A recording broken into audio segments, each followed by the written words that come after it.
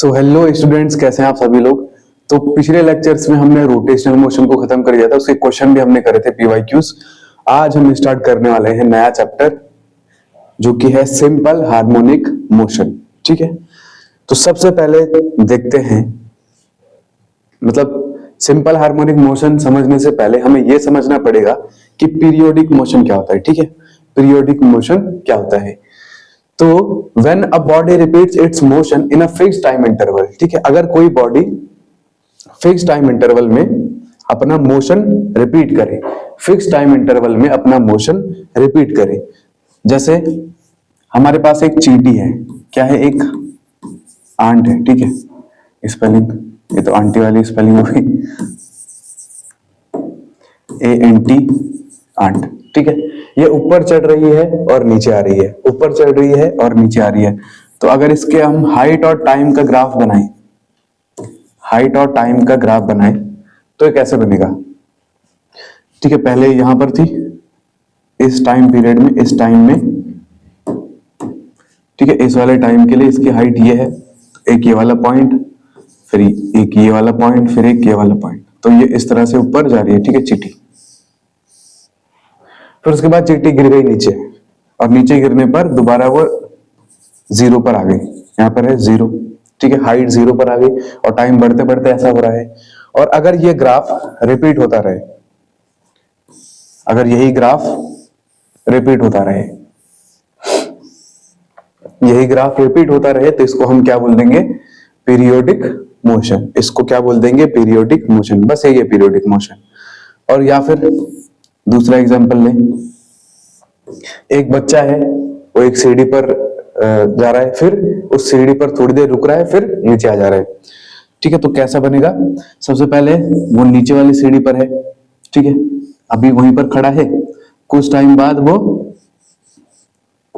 First वाली सीढ़ी में चढ़ गया, कुछ टाइम वहां पर खड़ा रहा, फिर नीचे आ गया, फिर नीचे आया, कुछ टाइम नीचे रुका, फिर उसके बाद ऊपर गया, कुछ टाइम ऊपर रुका, फिर नीचे, फिर ऐसे करते करते ये जो ग्राफ हमें मिलेगा, समझ में आ रहा है ना, ये हाइट है और ये टाइम है, टाइम के साथ साथ हमें ऐसा ग्राफ मिल रहा है, तो इसको भी हम क्या बोलेंगे, periodic motion.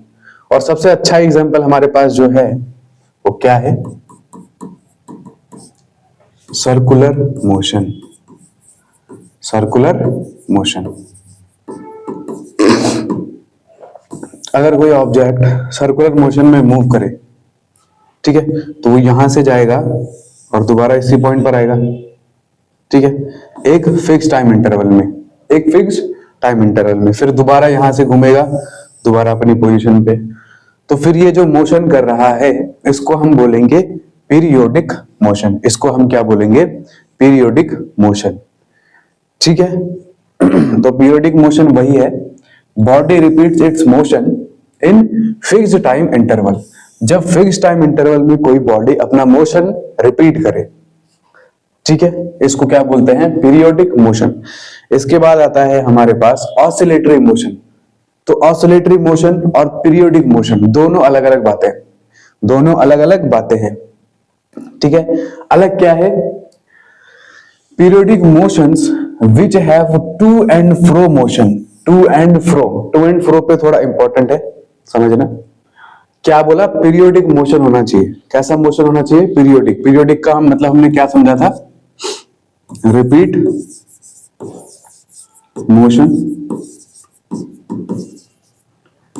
In fixed time interval, in fixed time interval.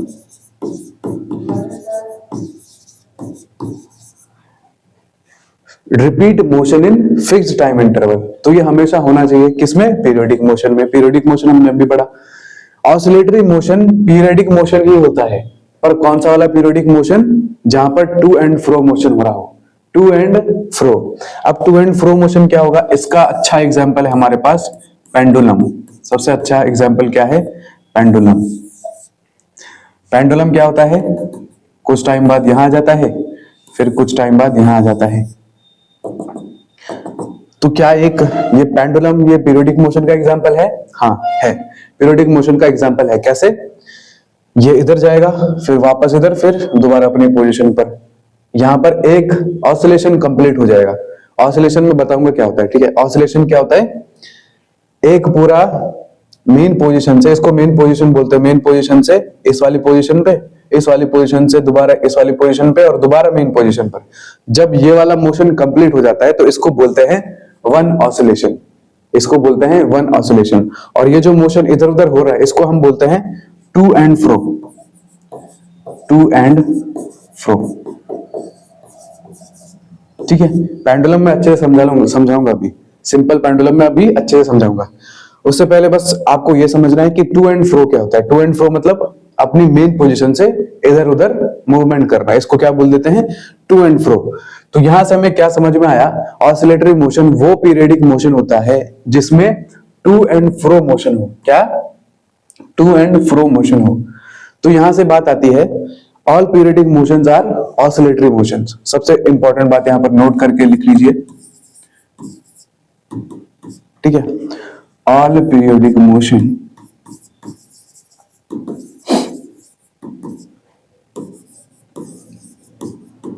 all periodic motion are, sorry उल्टा लिख दिया मैंने। ऑल ऑसिलेटरी मतलब जितने भी हमारे पास ऑसिलेटरी मोशन होंगे, और ऑसिलेटरी मोशन किसको बोलते हैं, जहां पर टू एंड फ्रो हो, और टू एंड फ्रो हमेशा अपने आप को रिपीट करेगा फिक्स टाइम इंटरवल में। तो इसका मतलब all oscillatory motion are periodic motions. All oscillatory motions are periodic motion, ठीक है। All oscillatory motions are periodic motions. अगर मैं ऐसा लिख दूं, ऑल पीरियोडिक मोशंस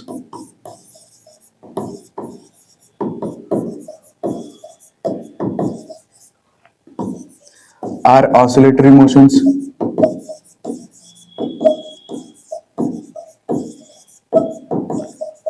तो ये बात सही होगी या गलत होगी? मैंने क्या बोला, ऑल पीरियोडिक मोशन, सारे पीरियोडिक मोशन ऑसिलेटरी मोशन होते हैं। तो ऑसिलेटरी मोशन कौन सा मोशन होता है, जहां पर टू एंड फ्रो हो, ठीक है। तो सारे के सारे जो पीरियोडिक मोशन है वो टू एंड फ्रो नहीं होते। इसका मतलब ये वाला स्टेटमेंट गलत है, ठीक है। ये वाला स्टेटमेंट गलत है। पीरियोडिक मोशन का एग्जांपल क्या था, सर्कुलर मोशन। सर्कुलर मोशन में तो टू एंड फ्रो हो ही नहीं रहा, ये अपनी पोजीशन से घूम करके दोबारा अपनी पोजीशन पर आ रहे हैं, है ना। तो यहां पर टू एंड फ्रो तो हो नहीं रहा है। तो जितने भी पीरियोडिक मोशन है वो ऑसिलेटरी मोशंस नहीं होते हैं, और जितने भी ऑसिलेटरी मोशंस हैं वो सारे के सारे पीरियोडिक मोशन होते हैं, ठीक है। Oscillatory motion to and fro move करना, पीरियोडिक मोशन अपने मोशन को रिपीट करना हर एक फिक्स्ड टाइम इंटरवल में, ठीक है। तो आई होप आपको ये चीज समझ में आ गई होगी, all oscillatory motion are periodic motion, ठीक है। अब पढ़ते हैं हम सिंपल हार्मोनिक मोशन। अब सिंपल हार्मोनिक मोशन पढ़ने के लिए आप बिल्कुल तैयार हो चुके हैं, ठीक है। सिंपल हार्मोनिक मोशन क्या होता है, ये होता है एक स्पेशल केस होता है किसका, ऑसिलेटरी मोशन का, special case for of oscillatory motion. Oscillatory motion क्या था, to and fro motion, to and fro motion. तो टू एंड फ्रो का ही ऑसिलेटरी, ठीक है, to and fro oscillatory motion का ये क्या है, स्पेशल केस है। Oscillatory motion in straight line, ठीक है। अब सिंपल हार्मोनिक मोशन क्या होता है, अगर हमारे पास ऑसिलेटरी मोशन हो स्ट्रेट लाइन में, स्ट्रेट लाइन में, जैसे हमने पेंडुलम अभी देखा था, बीच में पेंडुलम लटका था ऐसे, ठीक है, और यहां पर आएगा ये, फिर यहां पर घूम के फिर ऐसे, फिर ऐसे, ठीक है। तो ये जो मोशन हो रहा है ये क्या स्ट्रेट लाइन में हो रहा है, ये तो स्ट्रेट लाइन में नहीं हो रहा ना, इसका मोशन ऐसे है, ठीक है। कैसा, थोड़ा कर्व है, थोड़ा कर्व है। तो ये ऑसिलेटरी मोशन है, ठीक है। ये क्या है, ऑसिलेटरी मोशन है।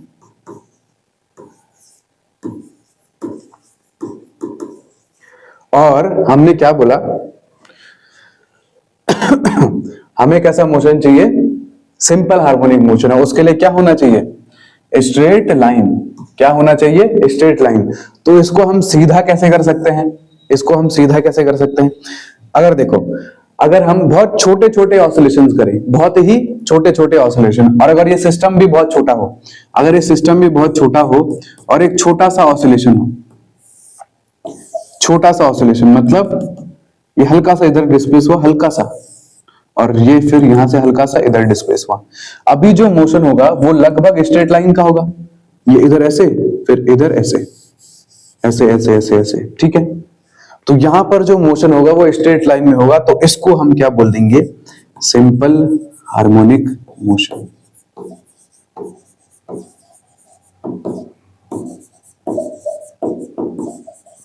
इसको हम क्या बोल देंगे? सिंपल हार्मोनिक मोशन, ठीक है। आई होप आपको समझ में आ गया होगा। सबसे पहले पीरियडिक मोशन। पीरियडिक मोशन क्या होता है? When a body repeats it's motion in fixed time interval. Fixed time interval में अपने मोशन को बार बार रिपीट करती है, उसको बोलते हैं पीरियडिक मोशन। उसके बाद हमने पढ़ा ऑसिलेटरी मोशन। ऑसिलेटरी मोशन ऐसे पीरियडिक मोशन होते हैं जो टू एंड फ्रो होते हैं, ठीक है, जिनका मोशन कैसे होगा? To and fro. और ठीक है, सिंपल हार्मोनिक मोशन वो ऑसिलेटरी मोशंस होते हैं जो स्ट्रेट लाइन में होते हैं, ठीक है। तीनों में डिफरेंस समझ में आ गया होगा आपको। अगर मैं एक बार डिफरेंस लिखने की कोशिश करूं, सबसे पहले पीरियडिक मोशन, क्योंकि ये डिफरेंस समझना बहुत इंपॉर्टेंट है, यहीं से आपका कंसेप्ट बिल्ड होता है। पीरियडिक मोशन को एक और बोलते हैं हार्मोनिक मोशन में बोल देते हैं, कभी कभी लैंग्वेज बेस्ड क्वेश्चन आएगा तो वहां पर समझ में आएगा आपको। हार्मोनिक मोशन भी इसको बोल देते हैं, ठीक है। पीरियडिक मोशन के बाद आता है ऑसिलेटरी,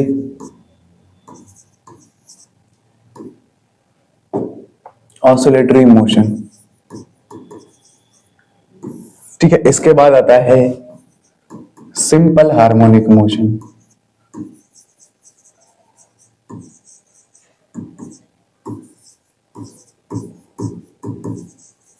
ठीक है। तो सबसे पहले पीरियडिक मोशन क्या होता है? सर्कुलर मोशन क्या होता है हमारे पास? पीरियडिक मोशन होता है, ठीक है। हर टाइम पीरियड में अपना जो मोशन होता है उसको बार बार रिपीट करता है। कौन? Periodic motion. पीरियडिक मोशन में जो ऑब्जेक्ट होता है वो अपने मोशन को बार बार रिपीट करता है एक फिक्स टाइम इंटरवल में। और ऑसिलेटरी मोशन क्या होता है? ऑसिलेटरी मोशन होता है टू एंड फ्रो, ठीक है। ये कितना भी ऊपर जा सकता है, पेंडुलम। मैं पेंडुलम का एग्जांपल ले रहा हूं, ठीक है। ये कितना भी ऊपर जा सकता है, इसको क्या बोल देंगे? टू एंड फ्रो,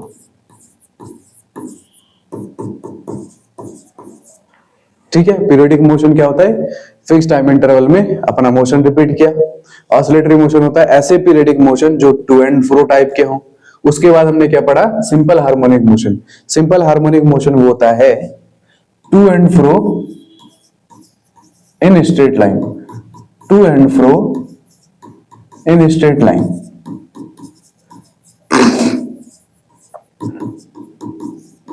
अब स्ट्रेट लाइन में कैसे होगा? अगर हम पेंडुलम का सिस्टम बहुत छोटा कर दें और छोटे छोटे डिस्प्लेसमेंट करें, छोटे छोटे हम डिस्प्लेसमेंट करें, छोटे छोटे, तो यहां पर आ जाएगी स्ट्रेट लाइन। तो ये हमारा एग्जांपल हो जाएगा सिंपल हार्मोनिक मोशन का, सिंपल हार्मोनिक मोशन का, ठीक है। तो आई होप आपको ये समझ में आ गया होगा कि सिंपल हार्मोनिक मोशन बोलेंगे किसको, ठीक है। अब आगे बढ़ते हैं सीधे टाइम पीरियड। एक मिनट, एक चीज और समझानी थी आपको। स्प्रिंग में समझते हैं अब, ठीक है। स्प्रिंग में simple harmonic motion in spring, simple harmonic motion in spring,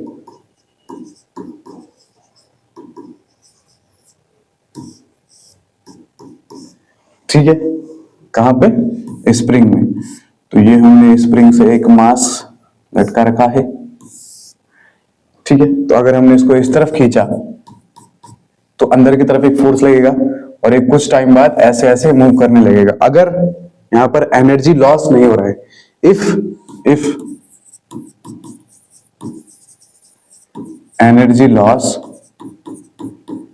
is zero, if energy loss is zero, ठीक है। एनर्जी लॉस मतलब जब ये इधर उधर मूव करता है तो फ्रिक्शन की वजह से या फिर एयर फ्रिक्शन की वजह से इसकी वैल्यू कम होने लगती है। जैसे सिंपल पेंडुलम में समझो, अगर आप सिंपल पेंडुलम में समझो, ठीक है। मान लेते हैं बहुत छोटा छोटा हो रहा है, वैसे इसमें कर्व भी थोड़ा सा दिख रहा है पर स्ट्रेट लाइन में ही हो रहा है ये, ठीक है, ऐसा समझना है आपको। तो अगर मैंने इसको छोड़ा तो कुछ देर बाद ये खुद ही रुक जाएगा। किसकी वजह से? एक तो नीचे की तरफ mg लग रहा है उसकी वजह से, और एयर फ्रिक्शन की वजह से। तो इसकी वजह से एनर्जी क्या हो जाएगी? लॉस हो जाएगी और ये रुक जाएगा। तो यहां पर हम क्या मान रहे हैं कि एनर्जी लॉस नहीं हो रही। अगर एनर्जी लॉस नहीं होगी तो ये टू एंड फ्रो मोशन करता रहेगा, टू एंड फ्रो मोशन करता रहेगा, ठीक है, टू एंड फ्रो मोशन करता रहेगा। और अगर ऑसिलेटरी मोशन में हम देखें, एक बार फिर से ऑसिलेटरी मोशन में जाते हैं। यहां पर हमने इक्वेशन नहीं लिखी थी ना, ठीक है। अब एक बार जरा इक्वेशन लिखते हैं इसकी।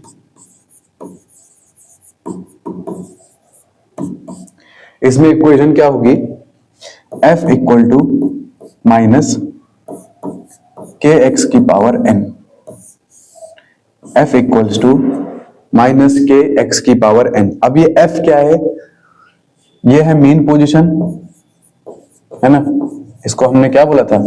मीन पोजीशन, या फिर इसी को क्या बोल देते हैं? Equilibrium position.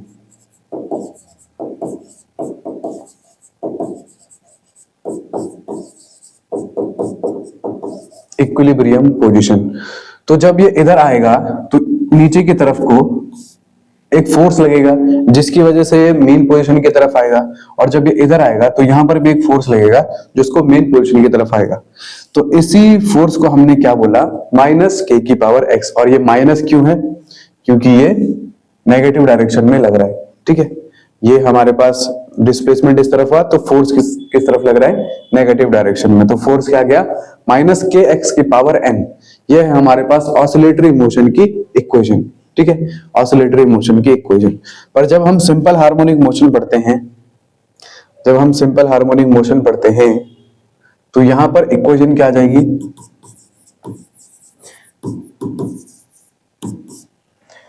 F equal to minus k x की पावर 1, ठीक है। F equal to minus k x की पावर 1। तो स्प्रिंग का एग्जाम्पल किसका है? सिंपल हार्मोनिक मोशन का। पेंडुलम भी एग्जाम्पल हो सकता है अगर बहुत छोटे छोटे डिस्प्लेसमेंट हो रहे हैं, ठीक है। तो F इक्वल टू, अब ये जो फोर्स है ये देखा देखा सा लग रहा है ना, स्प्रिंग फोर्स बोलते हैं इसको, स्प्रिंग फोर्स, या फिर इसका दूसरा नाम क्या था? रीस्टोरिंग फोर्स, ये हमने पढ़ा था। स्प्रिंग फोर्स या रीस्टोरिंग फोर्स, ठीक है, हमने ये चीज पढ़ी थी। सॉरी।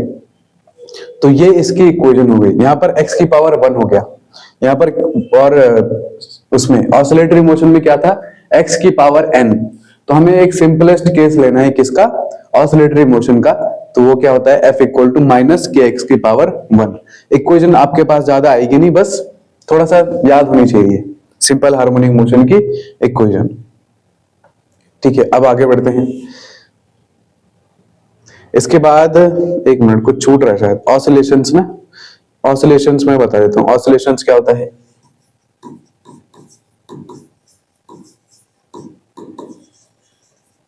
ऑसिलेशंस, अब ये बताना थोड़ा किसके लिए? पेंडुलम के लिए मैं बताना चाहता हूं, ठीक है। पेंडुलम है, इसको बोलते हैं हम मेन पोजीशन, मेन पोजीशन, या फिर इसी का दूसरा नाम है equilibrium position.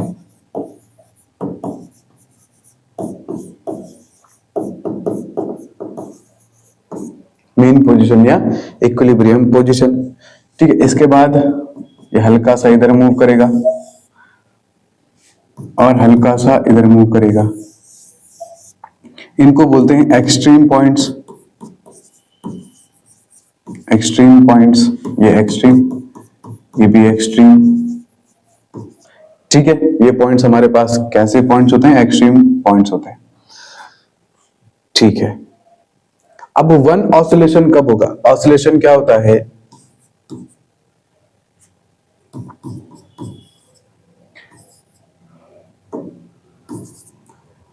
if a body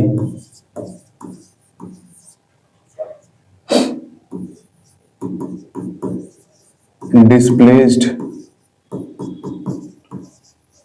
from its main position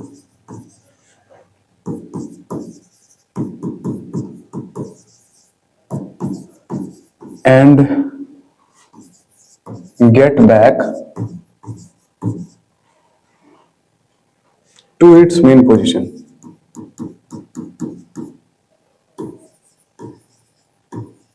ठीक है, बस यही ऑसिलेशन है, सिंपल सा।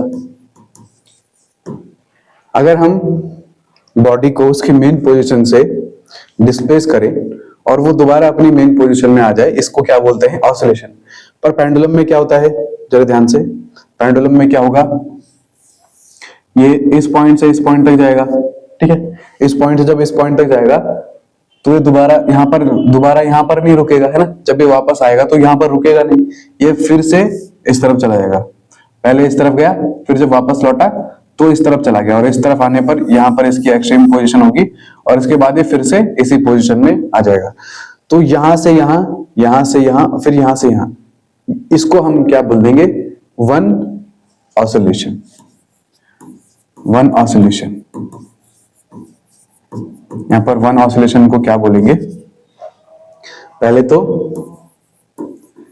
मेन पोजीशन से एक्सट्रीम पे, ठीक है, इसको एक्सट्रीम ए बोल देते हैं, इसको एक्सट्रीम बी बोल देते हैं, ठीक है। तो सबसे पहले मेन पोजीशन से एक्सट्रीम ए पर जाएगा, एक्सट्रीम ए से एक्सट्रीम बी पर जाएगा, और फिर दोबारा आ जाएगा अपनी मेन पोजीशन पर। तो इसको क्या बोलते हैं? वन ऑसिलेशन, ठीक है, इसको क्या बोल देते हैं? One oscillation. अब जरा वेलोसिटीज देख लेते हैं। इस वाले पॉइंट पर एक्सेलरेशन कितना होगा? इसको मुझे अलग से बनाना पड़ेगा शायद, ठीक है, अलग से बनाते हैं। एक्सेलरेशन और वेलोसिटी देख लेते हैं जरा क्या क्या है ये, ठीक है।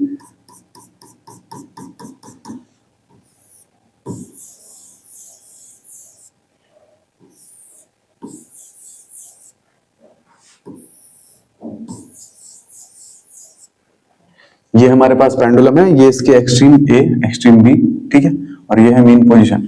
तो मेन पोजीशन देखो, फोर्स का फॉर्मूला क्या था? माइनस के एक्स, ठीक है। ये हमारे पास अभी हम क्या ले रहे हैं? इसको सिंपल हार्मोनिक मोशन ही ले रहे हैं, ठीक है। हम ये मान रहे हैं कि बिल्कुल कैसा हो रहा है, बिल्कुल सीधा मोशन हो रहा है, ठीक है। थोड़ा बड़ा बड़ा दूर दूर इसलिए बनाया ताकि मैं चीजें लिख पाऊं जो मैं लिखना चाहता हूं। तो यहां पर फोर्स कितनी हो जाती है? जीरो। फोर्स कितनी हो जाती है? जीरो। ये डिस्टेंस x है, ये डिस्टेंस x है, ठीक है। जो डिस्प्लेसमेंट होगा वो क्या होता है? यहां से यहां तक x, यहां से यहां तक x, और यहां पर जो डिस्प्लेसमेंट होगा, डिस्प्लेसमेंट की बातें चलो आगे कर लेंगे, ठीक है। डिस्प्लेसमेंट पर तो पूरी इक्वेशन आती है, ठीक है, वो हम बातें आगे कर लेंगे। यहां पर हमें देखनी है वेलोसिटी। यहां पर हम इसको धक्का देंगे, धक्का देने पर ये यहां पर गया, इस वाले पॉइंट पर जब आ जाएगा तो इसकी वेलोसिटी जीरो हो जाएगी, है ना, इसकी वेलोसिटी जीरो हो जाएगी। इस वाले पॉइंट पर इस तरफ का इसका एक्सेलरेशन आएगा, इस वाले पॉइंट की तरफ जाते हुए एक्सेलरेशन इस तरफ आएगा, ठीक है, और इस वाले पॉइंट पर वेलोसिटी जीरो। फिर जब ये नीचे आएगा तो एक्सेलरेशन अब इस तरफ होगा, ठीक है, एक्सेलरेशन अब इस तरफ होगा। यहां पर वेलोसिटी कितनी आ जाएगी? अच्छा ये बाद में लिखते हैं, फोर्स वाला बाद में लिखते हैं। यहां पर वेलोसिटी क्या होगी? मैक्सिमम होगी। फील हो रहा है, धक्का दिया, वहां पर गया, यहां पर जीरो हुई, जब यहां पर आएगा तो वेलोसिटी मैक्सिमम होगी, वेलोसिटी मैक्सिमम होगी।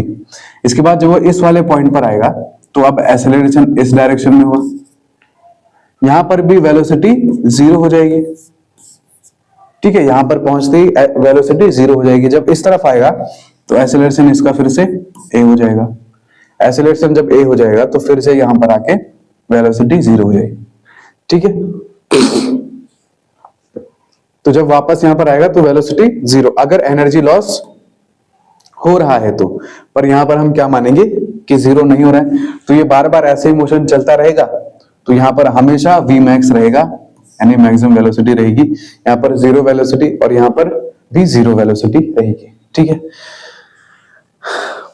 ठीक है, आई होप आपको ये समझ में आ गया होगा। ठीक है, तो ये बस पेंडुलम का मैंने समझाया थोड़ा बहुत। ठीक है, अब आगे बढ़ते हैं। अब इसके बाद देखेंगे टाइम पीरियड। अब टाइम पीरियड क्या होता है? टाइम पीरियड क्या होता है? एक ऑसिलेशन को कंप्लीट करने में जितना टाइम जाएगा, the time taken to complete one full cycle or any periodic motion such as an oscillation or wave. ठीक है, ऑसिलेशन और वेव, वेव का तो आगे हम पढ़ेंगे। ठीक है, पर ऑसिलेशन आपको समझ में आ गया होगा कि एक ऑसिलेशन को कंप्लीट करने में जितना टाइम लगेगा उसको हमने बोल दिया टाइम पीरियड। ठीक है, अब ये t equals to 2 pi by omega लिखा है। अब ओमेगा यहां पर क्या है? ओमेगा यहां पर है एंगुलर वेलोसिटी। क्या है? Angular velocity. पर इस चैप्टर में हम इसको बोलेंगे एंगुलर फ्रीक्वेंसी। क्या बोलेंगे? Angular frequency. ठीक है, क्या बोलेंगे? Angular frequency. और ये तो आपको पता है इसको क्या बोलते हैं? फ्रीक्वेंसी बोलते हैं। ठीक है, तो टाइम पीरियड के ये दो फॉर्मूले हमारे पास आ गए।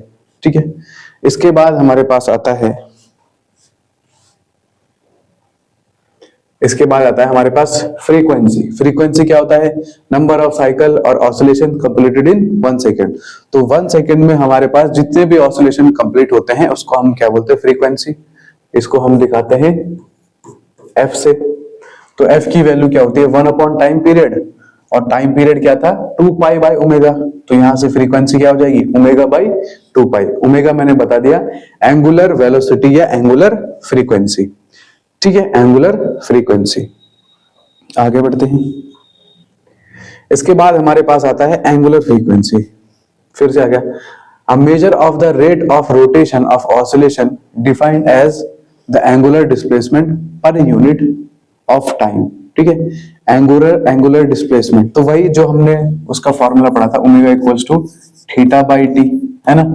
ये हमने किसमें पढ़ा था? सर्कुलर मोशन में। एंगुलर वेलोसिटी का फॉर्मूला पढ़ा था थीटा अपॉन टी। थीटा क्या था? Angular displacement. और अगर हम टाइम यूनिट कर दे तो ओमेगा किसके बराबर आ जाएगा? थीटा के बराबर। तो डेफिनेशन में यही कह रहा है, a measure of rate of rotation or oscillation defined as the angular displacement, ठीक है, per unit time. Unit time में किसके बराबर हो जाएगा? डिस्प्लेसमेंट, एंगुलर डिस्प्लेसमेंट के बराबर हो जाएगा। और इसका formula omega equals to 2 pi f था। ठीक है, इसके हमने बहुत सारे फॉर्मूले पढ़े थे ना ओमेगा के। एक तो 2 पाई एफ था, एक क्या था? 2 पाई बाई टी था, एक थीटा बाई टी था। ठीक है, इसके हमने इतने सारे फॉर्मूले पढ़े थे। तो ये सारे फॉर्मूले जो एंगुलर वेलोसिटी करके हमने पढ़ा था वो अब यहां पर हम किसके नाम से पढ़ेंगे? Angular frequency. Angular frequency. ठीक है, आगे बढ़ते हैं। इसके बाद हमारे पास आता है डिस्प्लेसमेंट इन एसएचएम।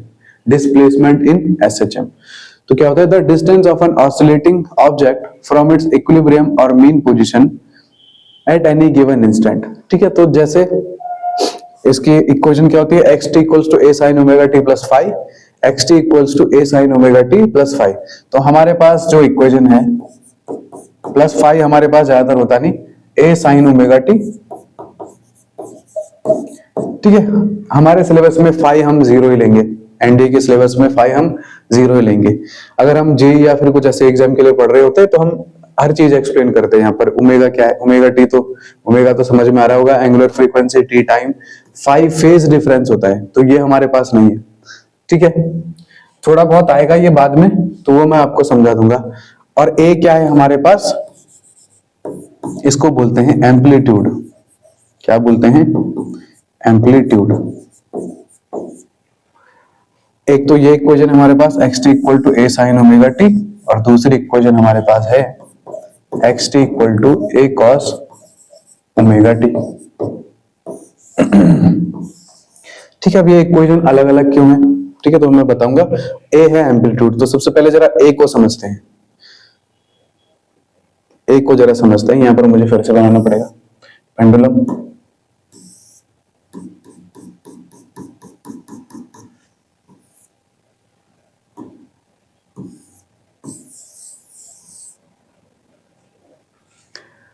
ठीक है, एंगुलर डिस्प्लेसमेंट क्या होता है? एक्स, एक्स हमने बोला। ठीक है, एंगुलर डिस्प्लेसमेंट क्या होगा? सॉरी एंगुलर डिस्प्लेसमेंट नहीं, डिस्प्लेसमेंट इन SHM। तो यहां से यहां तक का डिस्टेंस, यहां से यहां तक का डिस्टेंस, ये होता है x, ये होता है x, ठीक है। और ये होती है हमारी मेन पोजीशन, और इस वाली पोजीशन में ये ऊपर नीचे जाता रहता है, ठीक है। तो अब यहां पर एक चीज हमें लिखनी है, displacement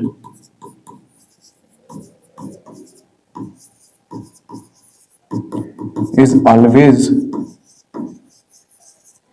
measured from main position, measured from